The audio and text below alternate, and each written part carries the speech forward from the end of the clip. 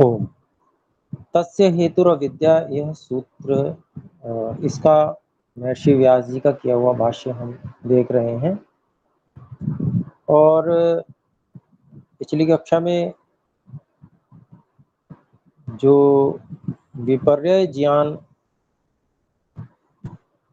उल्टा ज्ञान, विपरीत ज्ञान, उसके जो संस्कार हैं,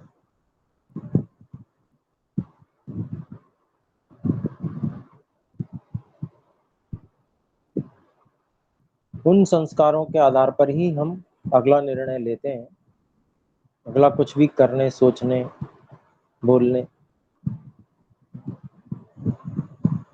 तो ये यही अविद्या के रूप में है, जिसके विषय में मैंने प्रतिपादन करने का प्रयास किया कि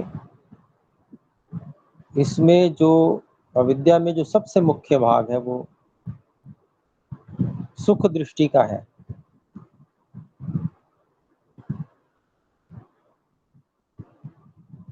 जब तक दृष्टि सुख की रहेगी तब तक दुख मिले हुए सुख से बच ही नहीं सकते, क्योंकि हमारी दृष्टि एक ही चीज को देखती है। और इस बात को हम एक प्रयोग से सिद्ध करते हैं, जिससे कि बात हमें समझ में आ जाए। मैं आपसे निवेदन करता हूं कि आप जहां भी बैठे हैं उस जगह पे लाल रंग की जितनी भी वस्तुएं हैं, चारों तरफ घूम के जो भी जहां जहां भी लाल रंग है, जितने जितने स्थानों पर, वो गिन लीजिए। एक रंग लेना था इसलिए। अब आपने गिन लिया हो तो अब आप आंखें बंद कर लें और अपनी अपनी संख्या अनम्यूट करके बोलें। 9 गुरुजी 7 जी 6 तो ठीक है। अच्छा, गुरुजी आप आंखें, जी जी शंभू जी 5। हाँ जी, अब आप आंखें बंद किए रहिए और मुझे ये बताइएगा कि उसी कमरे में जब आपने देखा तो आपने हरे रंग की कितनी वस्तुएं देखी? आंखें बंद किए कि बताइए। ओम गुरुजी 2 जी, और कोई बताएंगे? गुरुजी एक भी नहीं। जी, एक भी नहीं देखी। ठीक बात है, क्योंकि देखिए ये बात सही है, ये उत्तर। और 2 आपको पहले का स्मरण होगा, उस समय नहीं देखी होंगी आपने रिया जी। ओम तो गुरुजी उस, जी बताएं, कुछ कहना चाहते हैं? गुरुजी जी किचन में थी तो सब्जी भी साथ में रखे थे तो देखा था। जी, चलिए, हो सकता है। तो देखें, मैं इस बात से क्या आपको समझाना चाहता हूँ कि हम जब देखते हैं किसी चीज को तो एक ही दृष्टि होती है, एक ही चीज पे फोकस होता है, उसके अलावा हम कुछ देखते नहीं है प्रायः। कोई ऑब्जर्वेशन एक आध कोई हो गई जैसे रिया जी की, एक अलग विषय हो जाता है, लेकिन अगर हम किसी चीज को देखते हैं तो एक ही दृष्टि होती है। हमारी सामर्थ्य ही सीमित है असल में, उस सीमित सामर्थ्य से हम एक बारी में एक ही चीज देखते हैं। तो इसका अभिप्राय ये हुआ कि जब हम सुख देखते हैं तो हमारी सामर्थ्य ही कम है, हम दुख को देख ही नहीं पाते सुख के साथ में। और हमारी सामर्थ्य ऐसी ही है कि हम एक ही चीज देख पाएंगे। इसलिए ऋषियों ने कहा कि आप सुख की दृष्टि मत रखो, दुख से निवृत्ति की दृष्टि रखो। क्योंकि सुख देखते हैं तो दुख की ओर ध्यान ही नहीं जाता, फिर सुख ही सुख की ओर रहता है केवल ध्यान। और संसार में दुख भी बहुत है और हम दुख चाहते नहीं है। जितना दुख से हमें क्लेश है उतना सुख की इच्छा नहीं है वास्तव में। इसका उदाहरण के ले लें कि आप संसार की सबसे जो इंद्रिय सुख देने वाली जो सबसे अच्छी चीज है वो आपको मिलती हो, और साथ में कुछ कोड़े भी आपको पड़ेंगे या कुछ डंडे भी पड़ेंगे, तो वो कोड़े और डंडे खाने के लिए क्या हम तैयार हो जाएंगे? मुझे ऐसा लगता है कि शायद एक भी व्यक्ति नहीं होगा कि वो इस तरह की किसी जिसका कुछ क्षण का ही स्वाद है या जो भी कुछ है वस्तु है तो तैयार हो जाए। कोई बहुत ही जिसको कहे ना मूड व्यक्ति हो सकता है उसके लिए वो तैयार हो, लेकिन वो भी स्थिति ये होगी कि फिर वो दुख प्राप्त करते करते ही फिर बाद में वो बीच में ही कहते कि नहीं भैया रहने दो। थोड़ा सा दुख प्राप्त जो हो रहा था, दुख का थोड़ा सा भाग प्राप्त करके और फिर वो कहेगा कि मतलब दुख भी प्राप्त कर लेगा थोड़ा, लेकिन फिर बाद में वो निर्णय करेगा कि नहीं नहीं नहीं रहने दो, बाकी का दुख नहीं चाहिए, हम ऐसे ही ठीक है। तदपि दुख शबलम शबलम इति दुख पक्षे निक्षिपन्ते विवेचक। तो वो विवेचका, ये सांख्य दर्शन का सूत्र है। तो वही वाली बात यहाँ पर है कि ये भी सूत्र है इस विषय में भी कि जैसी व्यक्ति को दुख से छूटने की जितनी गहरी और जितनी इच्छा होती है ना, जितनी तीव्र इच्छा होती है, उतनी सुख प्राप्ति की उतनी तीव्र इच्छा नहीं है। और दोनों में अगर तुलना करें तो व्यक्ति दुख निवृत्ति को ही चुनेगा, हर व्यक्ति, ये स्वाभाविकता है। तो अच्छा, दूसरा पक्ष, दूसरी बात ये कि सुख जो है अगर हम सुख को की दृष्टि बनाते हैं तो उसकी कोई सीमा ही नहीं है। अर्थात इतना कि सारे भूमंडल का, सारी धरती के सब पदार्थ एक ही व्यक्ति को मिल जाए तो भी उसकी सुख की इच्छा पूरी नहीं होगी, उसकी कोई सीमा ही नहीं है, उससे आगे भी कुछ और चाहिए उसे। ये सत्य है, स्थिति है, ये वास्तविकता है। संतुष्ट नहीं हो सकता व्यक्ति कभी, उसके आगे और उसके आगे और उसके आगे और उसके आगे और। जबकि दुख निवृत्ति की दृष्टि से इसकी सीमा हो जाती है।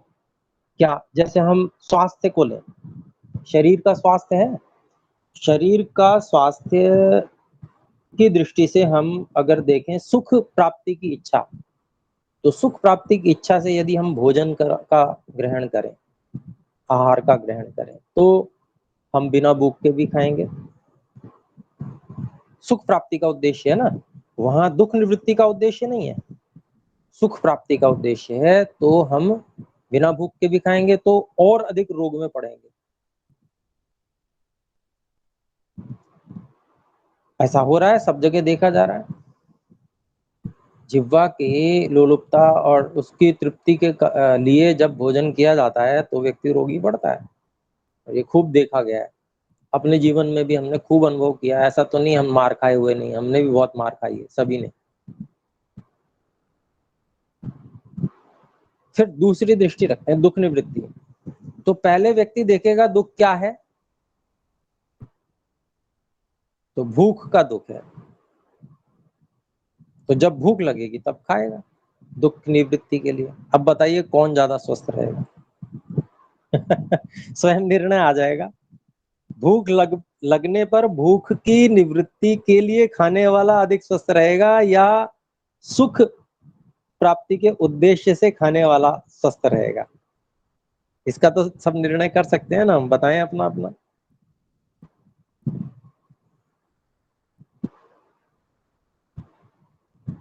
इसका मतलब अभी निर्णय नहीं आ पा रहा है, यानी कि कोई शंका है कि हो सकता है भूख लगने पर ही खाने वाला ही स्वस्थ रहेगा। अर्थात दुख निवृत्ति, दुख क्या है? भूख लगना, ये तो दुख है भाई। भूख लग रही है, ये कष्ट तो है, एक कष्ट है ये भी, भूख भी। इस बात को प्रात्यहिक क्षुत प्रतिकारवत वहां सांख्य दर्शन में भी कहा है दुख निवृत्ति वहां पर मुख्य लक्ष्य बनाया ना महर्षि कपिल ने सांख्य दर्शन में भी आरंभ में। और वो बाद में भी यही बात कहते हैं कि जो मोक्ष की तरफ प्रवृत्ति है मंद लोगों की जो है, उनकी भी प्रवृत्ति कराने के लिए मोक्ष को सुख रूप कह दिया गया है। वास्तव में तो दुख निवृत्ति ही यही विशेष है, और यही दृष्टिकोण रखेंगे तो उस ओर बढ़ पाएंगे, नहीं तो बढ़ ही नहीं पाएंगे, संसार में ही फंसते चले जाएंगे। और वो अविद्या है, विपरीत ज्ञान है, उल्टा ज्ञान है। विषय सुखमिति पुनः विषय सुखमिति अविद्या, ऐसा व्यास भाष्य में भी आता है। तो विषय में सुख मानना पूर्ण सुख कहा जाएगा, उसे पूर्ण सुख मानना, क्योंकि दृष्टि ही वही है। हम देखते ही एक ही चीज है, साथ वाले दुख को देखते ही नहीं है प्रायः। जिस समय हम भोग रहे होते हैं उस समय बिल्कुल सब कुछ भूले हुए होते हैं, उसी सुख में एकाग्र होते हैं उस क्षण में।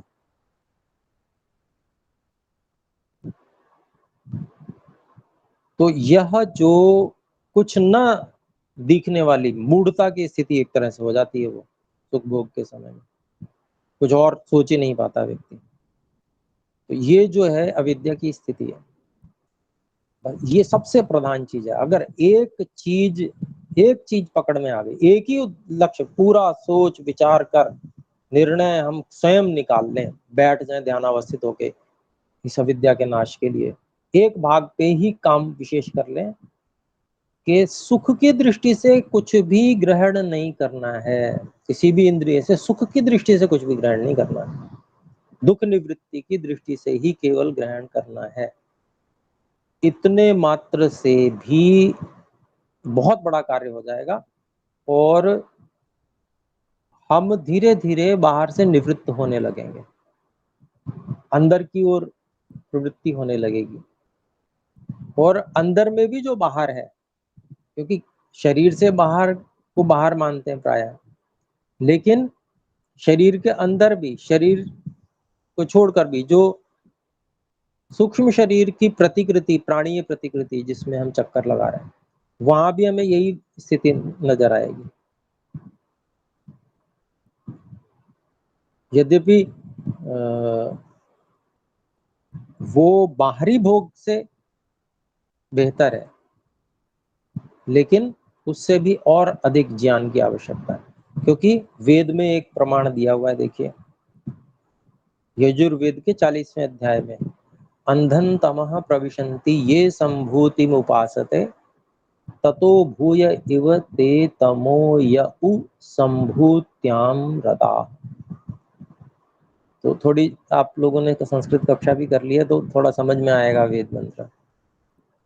संभूति, ये जो पंचमहाभूत हैं, स्थूल भूत हैं, इनसे बने हुए और ये जो पदार्थ हैं ये सारे अंधनतः प्रविशन्ति, तो ये जो संसार स्थूल भूत, इनसे बने हुए पदार्थों अर्थात संभूति की उपासना करते हैं जो लोग,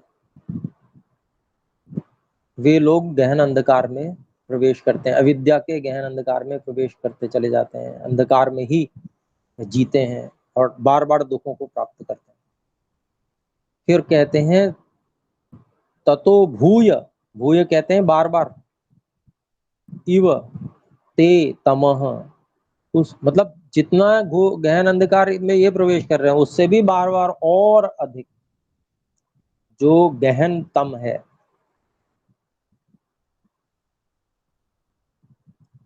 उसमें कौन प्रवेश करते हैं? जो असंभूति में, जो असंभूति की उपासना करते हैं। संभूति का मतलब तो हमने समझ लिया, असंभूति क्या हुआ? उसी से मिलती जुलती दूसरी चीज, जैसे ब्राह्मण और अब्राह्मण, कहते हैं ब्राह्मणम आने, तो ब्राह्मण को लेके आओ ये कहा। अब्राह्मणम आने का मतलब क्या हुआ? कुत्ते को तो नहीं लाएंगे ना, ब्राह्मण जैसे दूसरे को लेके आएंगे, क्षत्रिय को ले आएंगे, है ना जी। यही तो होगा। ठीक इसी तरह से संभूति और असंभूति, असंभूति का मतलब उसी से मिलती जुलती दूसरी चीज, क्या? स्थूलभूत नहीं तो स्थूलभूत जो बाहर है, और जो सूक्ष्म है अर्थात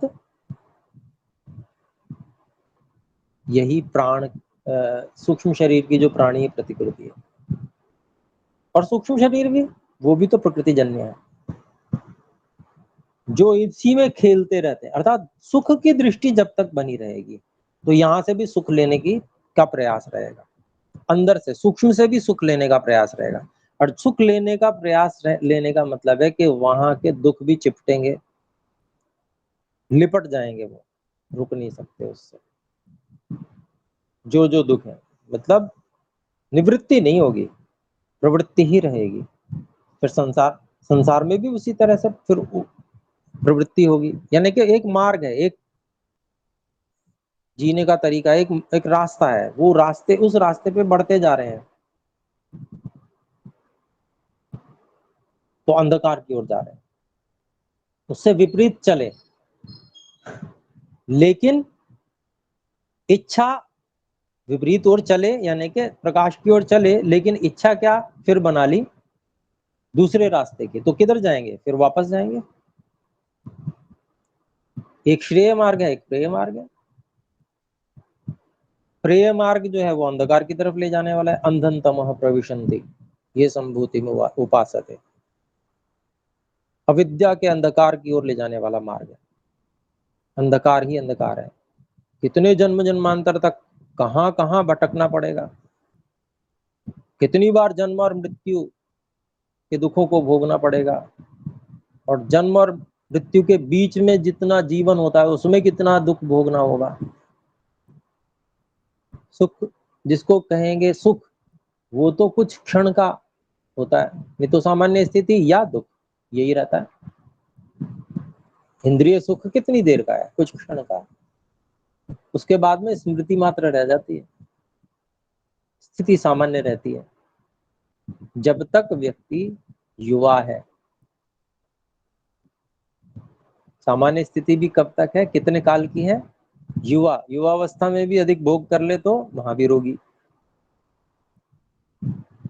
तो ये जो स्थिति है, इस स्थिति को प्रेय मार्ग की ओर जाने वाला अनुभव करता है, और इससे विपरीत जो श्रेय मार्ग का पथिक बनता है वो दुख निवृत्ति की दृष्टि मुख्य रखता है कि जब तक शरीर है तो शरीर के दुखों की निवृत्ति के लिए जो काम करने करेंगे, आवश्यक है वो, दुख छूट जावे, कम से कम शरीर से दुख तो नहीं प्राप्त हो, प्रतिकूलता में तो ना रहे, दीनता तो ना रहे, उतना धन चाहिए अधीनता रहे। अधीनः श्याम शरदा सुखम, है ना, अधीनता रहे, इतने के लिए चाहिए जितना धन चाहिए, मांगना नहीं पड़े, या दीनहीन अवस्था ना आ जाए कि कोई दे ही नहीं रहा है, चाहिए हमें कोई चीज और हमें मिल ही नहीं रही है, ये दीनता की स्थिति। तो इतना धन हो कि उतनी की आवश्यकता की पूर्ति करेगा वो व्यक्ति। इसके अलावा आंतरिक जो सूक्ष्म जगत है उसका साक्षात्कार करते हुए, उससे भी विरक्ति प्राप्त करते हुए अपना स्वयं का साक्षात्कार और स्वयं में परमात्मा का साक्षात्कार, क्योंकि हम जहां हैं वहीं ईश्वर मिलेंगे हमें, तो जहां हम नहीं है वहां हम ईश्वर से कैसे मिलेंगे? तो हम जहां हैं, और हम तो सूक्ष्म हैं, तो जहां हम हैं वहीं पर ईश्वर से साक्षात्कार और अनुभव ईश्वर का वहीं होने वाला है। और हम ढूंढ कहाँ रहे हैं? बाहर ढूंढ रहे हैं। जब हम प्रकाश आदि को देख रहे हैं, मान लीजिए आंखें बंद किए हुए हैं, शरीर के अंदर ही देख रहे हैं, सब कुछ देख रहे हैं, तो भी क्या देख रहे हैं? बाहर ही देख रहे हैं ना, अपनी ओर नहीं देख रहे हैं, बाहर देख रहे हैं। वो भी वृत्ति सारूप्य की स्थिति है, परंतु उससे बाहर देखने से ज्यादा अच्छा वो है, लेकिन उससे भी और आगे बढ़कर हमें जो संप्रज्ञात आदि समाधियां ऋषि ने बताई हैं पतंजलि योग दर्शन में, उनके लिए प्रयासरत होना चाहिए। उसके लिए जो एकाग्रावस्था का प्रयास करना चाहिए, जिससे उसकी यथार्थता का ज्ञान हो, ठीक ठीक ज्ञान हो, और उससे हम निवृत्त होकर और अंदर की ओर जा सके। तो ये यहाँ पर विपर्य ज्ञान वासना इति अर्थ है। ये विपर्य ज्ञान ही ईश्वर बढ़ने नहीं देता। कितने साधक हैं, सब इसी में चक्कर लगा रहे हैं। हम सभी एक तरह से अंदर की ओर प्रवृत्ति नहीं हो रही है। वो कारण बस यही है कि जो विपरीत ज्ञान है, वो विपरीत ज्ञान अपना सारा कमाल दिखा रहा है हमारे ऊपर। वो कैसे दिखा रहा है वो कमाल? क्योंकि हमने अपनी दृष्टि बदली नहीं। अपनी दृष्टि को बदलना है बस। दृष्टिकोण बदल जाता है तो प्रभाव बदल जाता है, संसार बदल जाता है, सब कुछ बदल जाता है। एक सूक्ष्म कोण बदलने की आवश्यकता होती है, और आगे देखें तो कितना विस्तार हो जाता है। बस वही कोण, दृष्टिकोण हमारा, यही एक बदलने की आवश्यकता है। सबसे प्रमुख भाग वो है। बाकी भी है, अनित्य को नित्य समझना, वो भी है। जड़ को चेतन समझना, ये भी है। अशुद्ध को शुद्ध समझना, ये भी है। लेकिन सबसे प्रधान अगर कोई अविद्या का भाग है जो हमारी स्वाभाविकता से सबसे अधिक मेल खाता है, कि हम सुख चाहते हैं, दुख नहीं चाहते। तो सुख चाहने वाली जो हमारी इच्छा है, इस दृष्टिकोण से तो हम वर्तमान में जी रहे हैं। सारा संसार उसी दृष्टिकोण से जी रहा है। इसीलिए वो जिस तरह से जी रहे हैं उसको एक सामान्य ढंग जीने का मानते हैं, और जो दूसरे ढंग से जीता है ना, उसको ये कहते हैं पता नहीं दूसरे ग्रह का प्राणी आ गया ये। मतलब वो दूसरे लोगों से भिन्न तरीके से सोचता है ना। जीवन में जो सफल होने वाले लोग हैं वो भी भिन्न तरह से सोचते हैं। जीवन में सफल होने वाले लोग बहुत कम होते हैं ना, संख्या बहुत कम होती है। वो अलग तरह से सोचते हैं, अलग तरह से करते हैं, इसीलिए वो सफल होते हैं।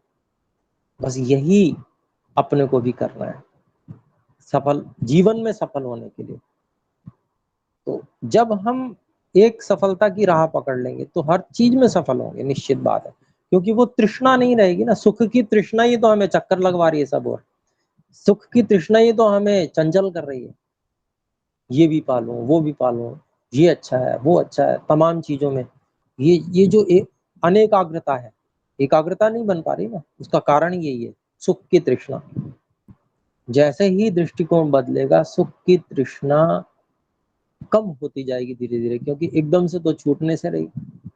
अभ्यास बहुत किया हुआ है, लेकिन बल लगाना पड़ेगा, जोर लगाना पड़ेगा, और धीरे धीरे हम निश्चित रूप से सफल हो जाएंगे।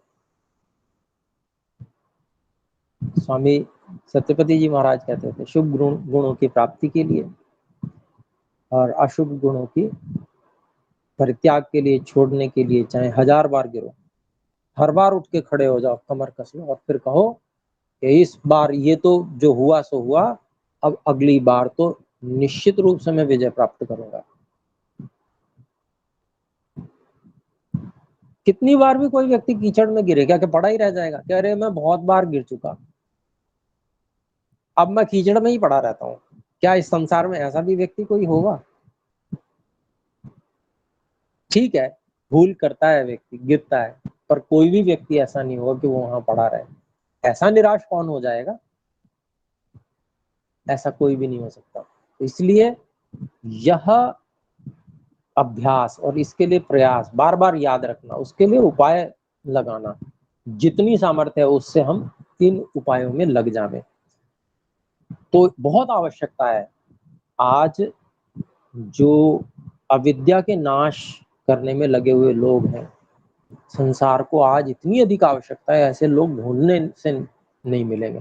पहले तो लाखों की संख्या में ऋषि तैयार होते थे, वो इसी दृष्टिकोण से सोचते थे, और उनके प्रभाव से हमारा सारा का सारा समाज उस दृष्टिकोण से सोचने वाला हो गया था, जिसके कारण से जो अंग्रेज व्यक्ति यहाँ आया और जिसने कहा कि यहाँ पर कुछ भी करना संभव नहीं है, इन लोगों में वो उस तरह का सोच ही नहीं है, इंद्रियों के भोगों की ओर आकर्षण ही नहीं है। ये लोग संतुष्ट हैं, गांव में रहते हैं, घी दूध इनके पास में पर्याप्त है, अन्न पर्याप्त है, इनको किसी और चीज की तृष्णा नहीं है।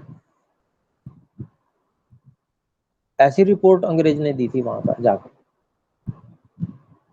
तो फिर कैसे गुलाम बनाया जाए इनको?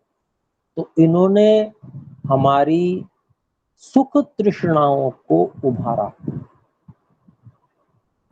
स्वच्छंदता की। हम लोग अनुशासित थे, भारतीय अनुशासन में रहते थे। हमारी स्वच्छंदता स्वच्छंदता का प्रचार किया और उसको आकर्षण के रूप में प्रस्तुत किया, जिससे हम स्वच्छंद की ओर आकर्षित होकर स्वच्छंद होते चले गए सारे के सारे।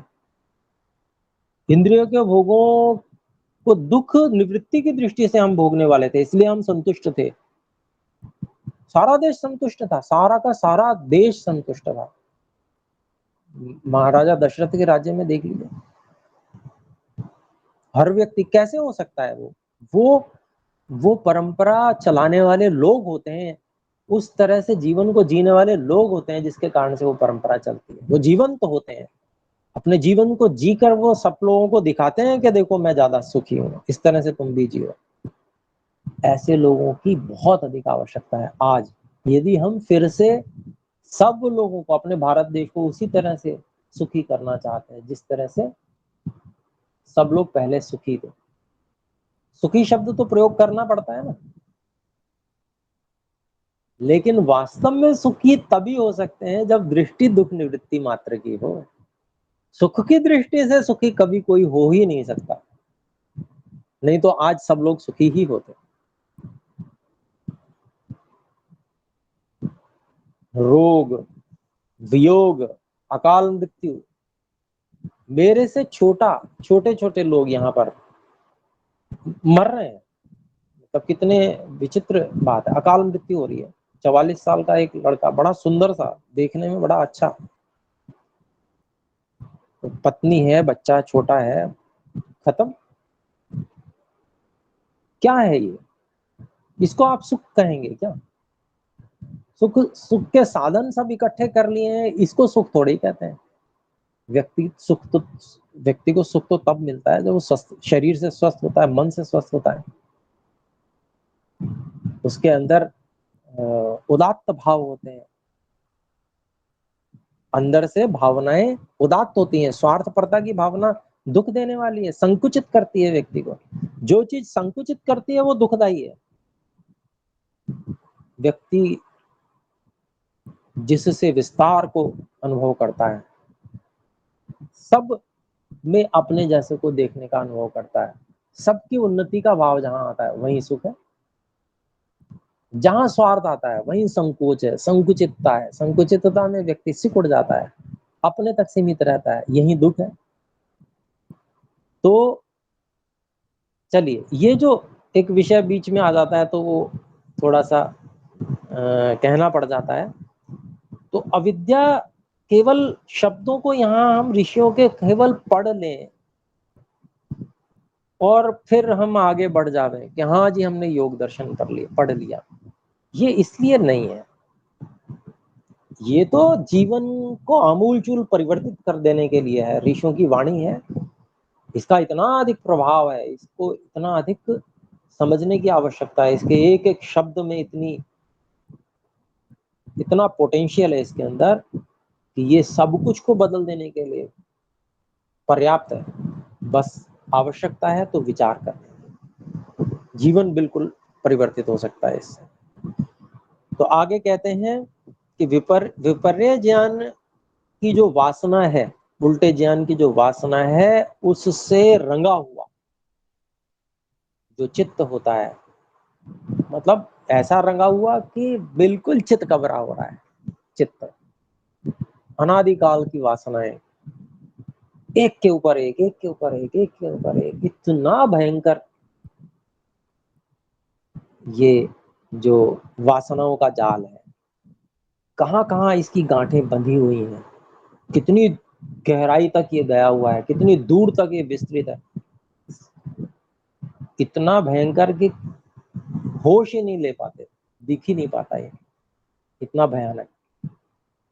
ये अविद्या विपरीत ज्ञान की वासना से चित्रित है, ये चित्त। और इस स्थिति में और बुद्धि भी, मतलब पूरा अंतःकरण समझ में, तो ये जो बुद्धि और चित्त है, यह सफलता को, अर्थात पुरुष की सफलता को प्राप्त नहीं कराता है, पुरुष का प्रयोजन सिद्ध नहीं कर पाता है पूरी तरह से। इसलिए प्रकृति का जो अधिकार है, यानी कि संयुक्त होना, भोग भोगाना, उस अधिकार के होने के कारण से फिर से जन्म व्यक्ति लेता है। तो इसी अविद्या के कारण से, पीछे पढ़ा था ना, सती मूले तद विपाको जात्यायुर्भोगा। जब तक कर्माशय में के मूल में, सती मूले, जब तक कर्माशय के मूल में ये अविद्या है, तब तक जाति, आयु और भोग रूपी फल मिलते ही रहेंगे। इसी को कहा साधिकारा पुनरावर्तते। इसीलिए वो जो अधिकार, भोग का अधिकार शेष रहता है, उसके कारण से फिर से जन्म होता है, फिर से जन्म होता है। फिर कहते हैं ये कब तक चलता रहता है क्रम, ये कब तक चलता रहता है, और बढ़ता रहता है, और बढ़ता रहता है, और ज्यादा वासनाएं बढ़ती रहती हैं, और छाप पड़ती रहती है, संस्कार पड़ते रहते हैं अविद्या के। ये कब तक चलता रहता है क्रम? जब तक इसका अधिकार समाप्त ना हो जाए, इसका कार्य पूरा ना हो जाए। तो कार्य पूरा कब होगा? इस सूक्ष्म शरीर का, बुद्धि का, चित्त का। तो कार्य कब पूरा होगा? जब ये अविद्या निवृत्त होगी। अविद्या की निवृत्ति होना, ये कार्य पूरा होना है।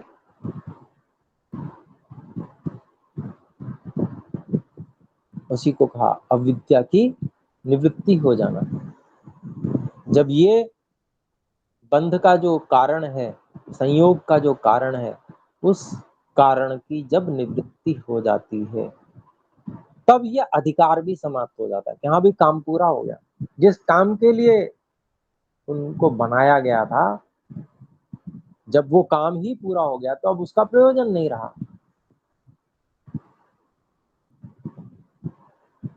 हमने कार्ड छपवाए विवाह के, अब विवाह हो गया, विवाह के कार्ड का फिर क्या प्रयोजन? कोई प्रयोजन नहीं रहा। स्मृति में संजो के रख लीजिए बस, इससे अधिक तो और कोई प्रयोजन नहीं रहा। ठीक इसी तरह से यहां पर भी बनाया ही इसलिए था सभी साधनों को, कि ये जो विपरीत ज्ञान है, उल्टा ज्ञान है, ये हट जावे, इसीलिए बनाया गया था। तब मोक्ष हो जाएगा। तो इसीलिए वो जो प्रयोजन था, वो प्रयोजन पूरा होने पर फिर यह अगला जन्म नहीं लेता। वह जीव जो है, वह आत्मा अगला जन्म नहीं लेता। अब यहां पर किसी व्यक्ति ने शंका उठाई, तो शंका क्या उठाता है व्यक्ति? वो एक उदाहरण देकर शंका उठाता है। कहता है भैया, एक जो है व्यक्ति है जो नपुंसक है, उसको पहले पता नहीं था कि वो नपुंसक है, तो वो उसने विवाह कर लिया। विवाह कर लिया तो अब संतानें नहीं हो रही नपुंसक होने के कारण से।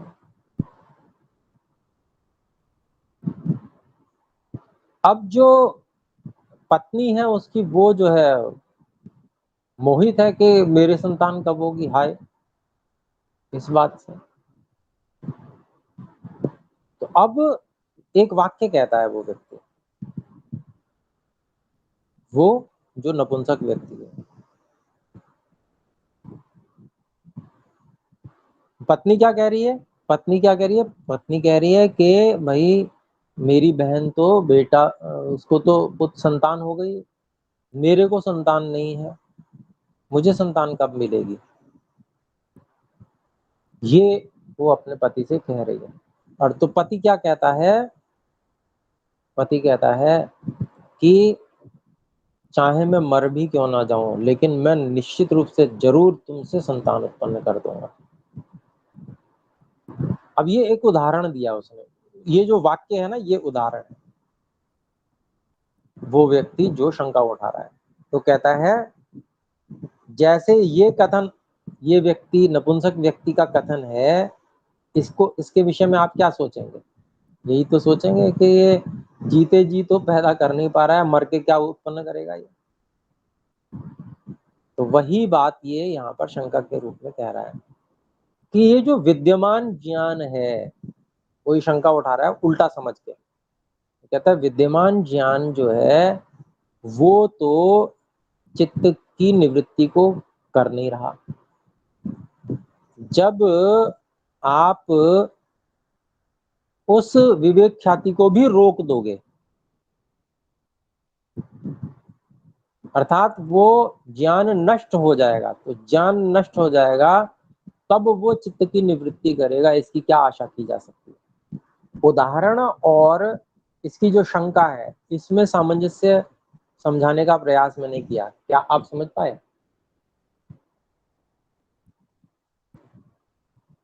नहीं समझ पाए तो दोबारा से बताओ, फिर से बताता हूँ।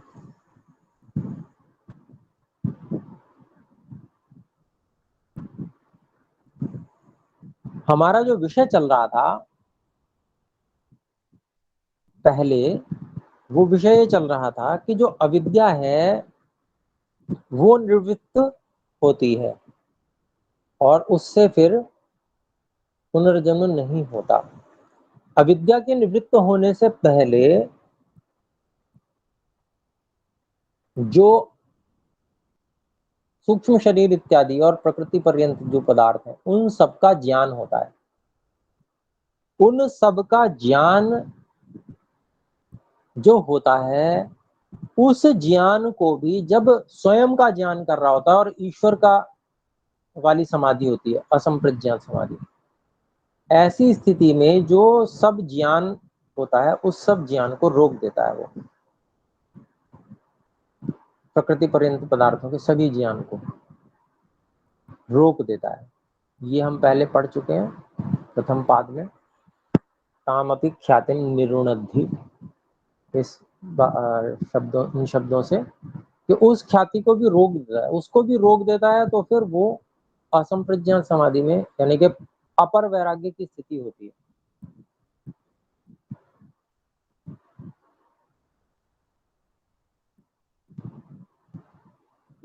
तो उस स्थिति के जो असंप्रज्ञात समाधि के, उसके अलग संस्कार बनते हैं, वहां पर ऐसा कहा गया है।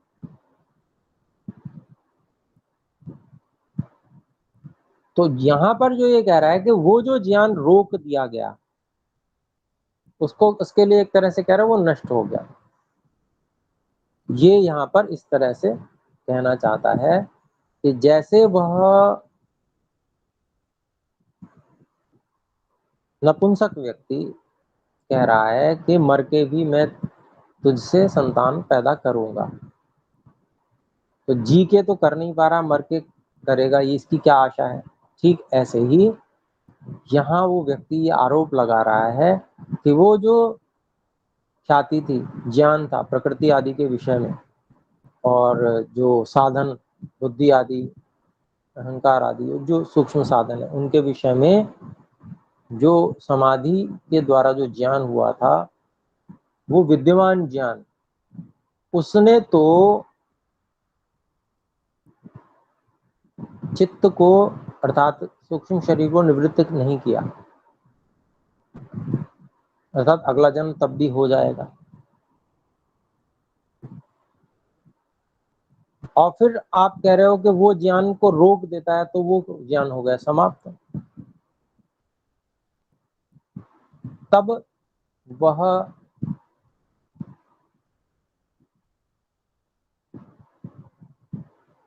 अगले जन्म को रोक देगा, तो ये कैसे संभव है?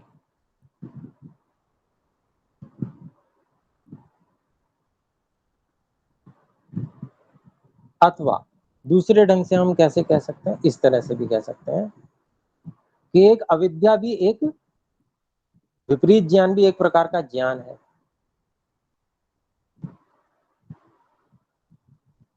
तो विपरीत ज्ञान जब तक है तब तक तो वह पुनर्जन्म को समाप्त करा नहीं पा रहा है, चित्त के अधिकार को समाप्त करा नहीं पा रहा है। चित्त का अधिकार अर्थात पुनर्जन्म,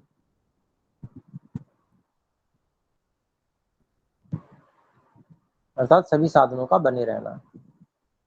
और चित्त का अधिकार समाप्त होना, इसका अभिप्राय हुआ कि अब अगला जन्म नहीं होगा, अर्थात वो साधन भी अपने कारणों में विलीन हो जाएंगे। तो ये कहता है कि जब वो अब जो मिथ्या ज्ञान रूपी ज्ञान है वो रहते हुए भी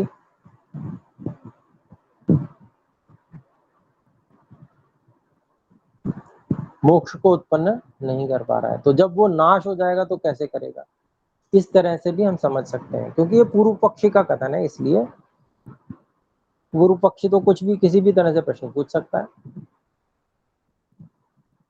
उसके प्रश्न में सार भी नहीं हो सकता अनेक बार, तो अगर सार है तो भी, और दूसरे प्रकार से पूछने में तो सारहीन है वो बात, क्योंकि अविद्या के नाश से ही तो मुक्ति होनी है। अविद्या जब तक रहेगी तब तक कैसे मुक्ति होगी। तो उसका जो उदाहरण है वो घट ही नहीं रहा वहां पर, जो उदाहरण नपुंसक वाला दिया है वो घट नहीं रहा, क्योंकि वहां तो वो संतान उत्पन्न करने की बात कर रहा है जो उससे हो नहीं पा रही है, वो कोई वस्तु रूप है। यहाँ पर अविद्या के नाश से मुक्ति होना, मुक्ति होना भी क्या है, वो भी तो किसी चीज से छूटना ही हुआ। तो वहां कोई नई चीज विशेष उत्पन्न नहीं हो रही, तो वहां पर संतान उत्पन्न होने का उदाहरण है। तो इसलिए यहाँ पर जो दृष्टांत है वो नहीं मिलता।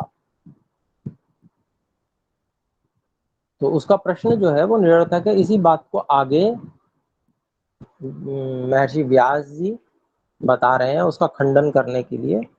तो कहते हैं देखिए कि जो आचार्य बनने वाला है ऐसा व्यक्ति इस बात का समाधान करता है।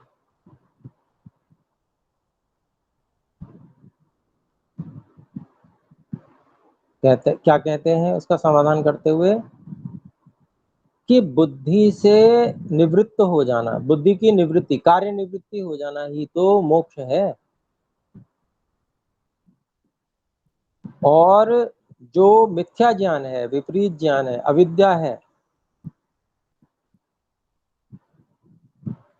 उस अविद्या रूपी कारण के अभाव से ही बुद्धि की कार्य निवृत्ति हो जाती है। तो बुद्धि की निवृत्ति होना ही तो मोक्ष है। और उस अविद्या रूपी जो कारण है, जो बुद्धि के बने रहने में कारण है, उसका नाश हो जाने पर बुद्धि अपने कार्य से निवृत्त हो जाती है, बुद्धि का काम पूरा हो जाता है।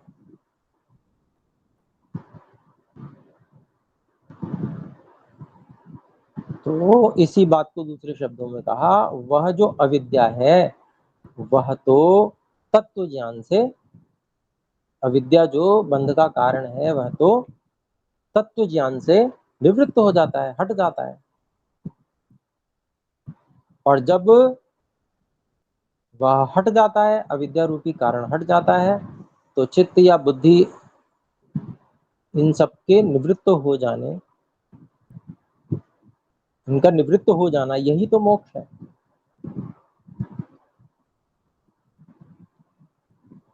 यहाँ पर किसी चीज की निवृत्ति अर्थात बुद्धि आदि जो साधन है इनका कार्य निवृत्त हो जाना, कार्य पूर्ण हो जाना, इसी निवृत्ति को ही तो मोक्ष कहते हैं। यहाँ कोई नई चीज बन के तो थोड़ी आ रही है, ये बन के आने की संभावना है।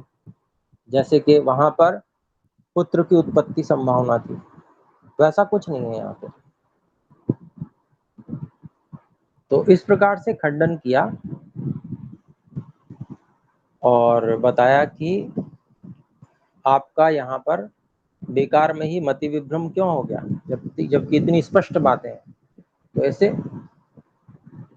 उनको जो शंका उठाने वाला व्यक्ति है उसको इस प्रकार का उत्तर यहाँ पर दिया गया है। तो मैं समझता हूँ कि सूत्र समझ में आया होगा,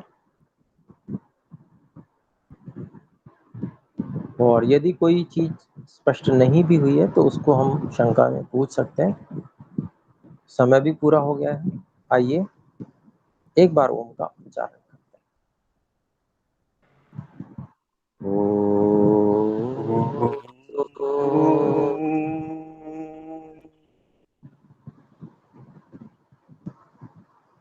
सभी को सादर नमस्ते। नमस्ते आचार्य जी। नमस्ते।